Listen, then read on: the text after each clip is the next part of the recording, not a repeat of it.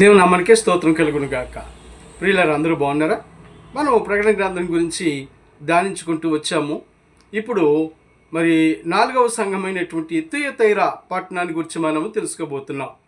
Thyatira అనే పదానికి అర్థము ఏంటి అని అంటే పరిమళ సువాసన.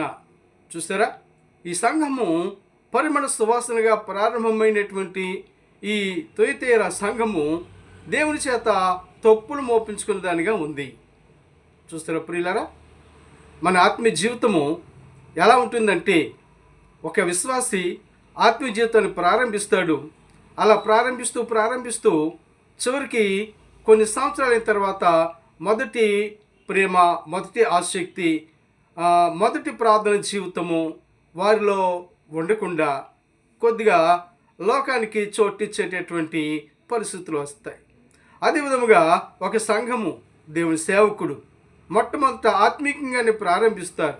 కానీ వారి జీవితంలో కొన్ని మరి అనేకమైనటువంటి ఐహిక విచారముల వల్ల వారు దేవుని యొక్క సేవలో మరి కుంటుపడిపోయేటటువంటి పరిస్థితి, సమయాన్ని బట్టి పరిస్థితులను బట్టి వారు సేవను కొనసాగించలేని పరిస్థితుల్లో వారు సత్యవాక్యాన్ని విడిచిపెట్టి దుర్బోధనని బోధించేవారుగా ఉండేటటువంటి ఆవశ్యకతను, అలా జరిగేటటువంటి కారణాలని మనం ఎన్నో చూస్తున్నాం. అందుని బట్టి పౌలు అంటాడు కదా, దేన్ని చూసి? గలతీయ సంఘాన్ని చూసి చెప్తాడు, మీరు ఇంత అవివేకులై ఉన్నారా? ఆత్మానుసారముగా మొదలుపెట్టి శరీరానుసారులుగా మీరు పరుపునులై ఉన్నారు అని చెప్తున్నాడు.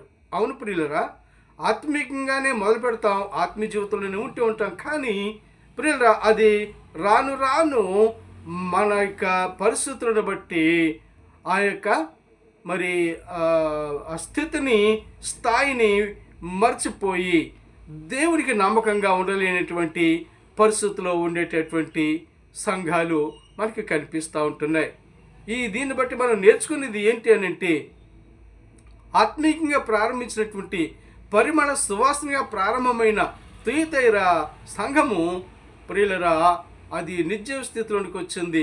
అందుచేత దేవుడు తప్పు మోపుతాను అంటున్నాడు. ప్రియులరా, ఇంకా చాలా అంశాలు ఉన్నాయి. యెజబెల్ గురించి వ్రాయబడింది, ఆమెకు జాగ్రత్త గురించి వ్రాయబడింది. అవన్నీ కూడా ధ్యానించాల్సి ఉంది. తర్వాత మరలా మనం ధ్యానించుకుందాం.